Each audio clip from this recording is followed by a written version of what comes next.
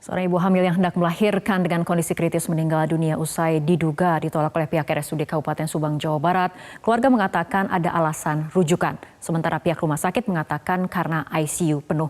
Bagaimana seharusnya penanganan pasien dalam kondisi kritis dengan kondisi tidak ada rujukan atau ruang ICU yang penuh? Kami akan membahasnya bersama Ketua Ikatan Ahli Kesehatan Masyarakat Indonesia IAKMI, Hermawan Saputra. Selamat malam, Pak Hermawan. Selamat malam Mbak Fitri, sehat selalu buat kita semua. Baik, Pak Hermawan, apabila kita melihat kasus ibu hamil yang kemudian meninggal dunia dalam kondisi kritis, apabila kita melihat dari keterangan keluarga bahwa pihak rumah sakit menolak pasien karena alasan belum menerima rujukan dari puskesmas, sementara dari pihak rumah sakit membantah penolakan tapi karena ruang ICU yang penuh sehingga tidak bisa memberikan pelayanan ataupun pasien dalam kondisi darurat. Ini seharusnya seperti apa, Pak Hermawan? Baik, pertama-tama kita sampaikan ucapan bela sungkawa ya, turut berduka cita, kesedihan yang mendalam kita rasakan atas kematian seorang ibu hamil ya, karena adanya pelayanan kesehatan dan juga kasus ini.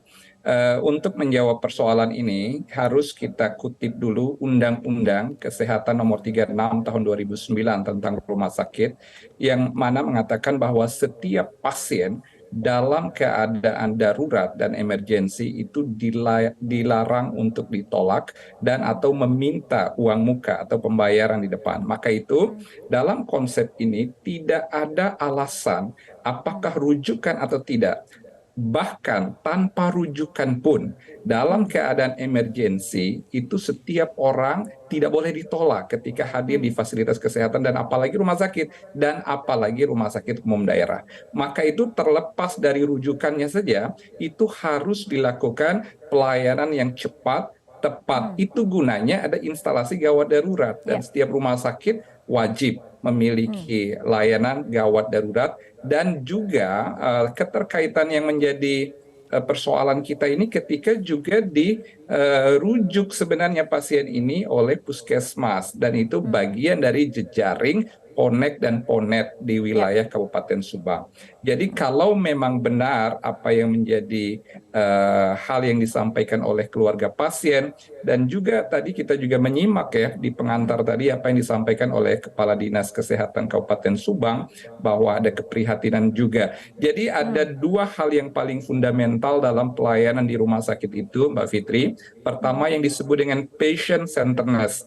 Pelayanan kesehatan itu berpusat pada pasien dan harus mengedepankan martabat, kecepatan, ketepatan, dan juga ketanggapan terhadap pelayanan. Nggak bisa ditawar, nggak bisa ditanyakan mana rujukannya, mana uang mukanya, atau mana jaminannya, peserta JKN BPJS atau tidak. Itu tidak boleh, apalagi dalam kasus yang emergensi, karena sifatnya life saving. Dan di IGD itu menjadi area pertama yang didatangi oleh pasien untuk mendapatkan itu, Mbak Fitri. Baik, Pak Hermawan, artinya seharusnya pelayanan kesehatan tidak boleh berbelit-belit hingga mengesampingkan nilai kemanusiaan, apalagi dalam kondisi darurat ataupun kritis. Bagaimana dengan pernyataan ataupun bantahan dari pihak rumah sakit bahwa tidak ada ruang ICU yang tersedia, artinya dalam kondisi penuh sehingga tidak bisa memberikan pelayanan kepada pasien dalam kondisi darurat? Ada dua pertimbangan. Pertimbangan atau alasan yang dijadikan dalil itu sifatnya clinical effectiveness atau efektivitas klinis. Tetapi tadi fundamental yang kedua yang nggak bisa ditawar di rumah sakit itu adalah safety.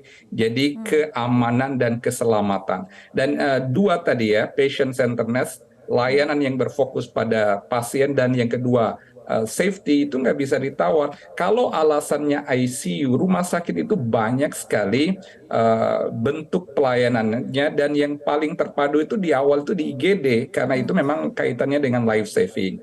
Nah, hal yang nggak bisa juga dijadikan alasan ketika seolah-olah rumah sakit tidak ready atau pelayanan ICU penuh itu, kalau di luar rumah sakit itu tidak ada juga fasilitas lain yang menjadi pilihan pada area terdekat ketika kasus emergensi. kan harus menjadi pemikiran pengambil keputusan di rumah sakit atau pengambil kebijakan di fasilitas itu, ada nggak sih rumah sakit, apakah itu rujukan ke atas vertikal ataukah rujukan horizontal, rumah sakit lain yang terdekat dengan fasilitas itu dalam keadaan emergensi. Kalau ada, jangan paksa tanda kutip menolak atau tidak melayani. Nah, usahakan ada semacam gerak respon atau gerak emergensi agar penyelamatan nyawa pertama yang utama, dan itu biasanya di IGD.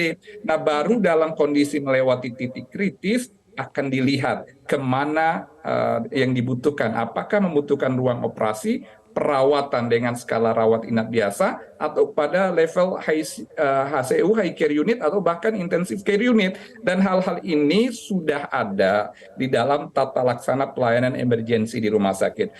Saya mensinyalir ada dua sisi yang menjadi perhatian betul dalam kasus ini. Pertama, komunikasi publik terutama kepada pasien dan keluarga. Komunikasi bahwa tidak ada rujukan, atau misalnya andai ada kata-kata tidak ada kartu BPJS atau bahkan ruang operasi penuh, itu komunikasi yang buruk yang disampaikan kepada pasien dan keluarga dalam keadaan emergensi.